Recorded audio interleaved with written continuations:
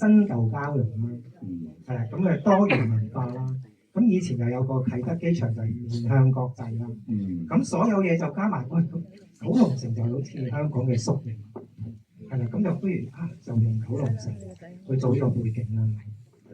係咪因為個女主角好似喺你訪問嗰度講咧，佢細個睇到飛機就好向往呢一個飛嚟飛去，所以做空姐啦？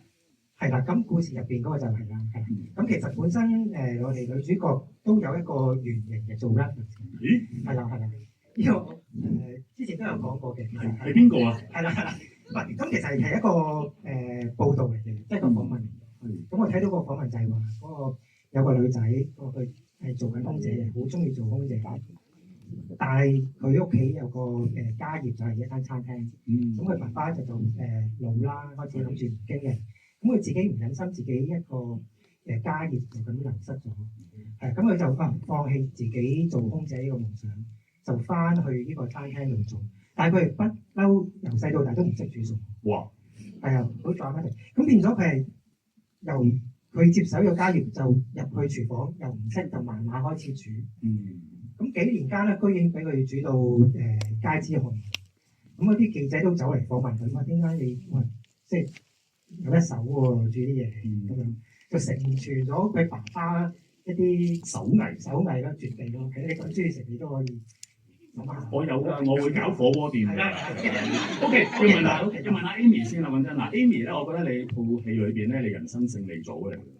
係啦，即係女主角做唔到嘅嘢咧，你做晒啦，又係一個靚靚嘅空姐啦，跟住仲有一個美滿嘅愛情，甚至婚姻添啦。不如分享下你拍攝嗰陣時有啲咩趣事啊？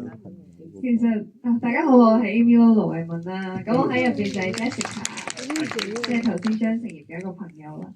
咁係啊，我覺得你講得非常之好，就係佢係一個好似一個典範，一個女性嘅典範，就係做一個好嘅職業啦，好得體嘅職業啦，然後揾到一定嘅人工啦，然後揾到自己嘅幸福，喺某一個歲數結咗婚，甚至乎係生小朋友啦。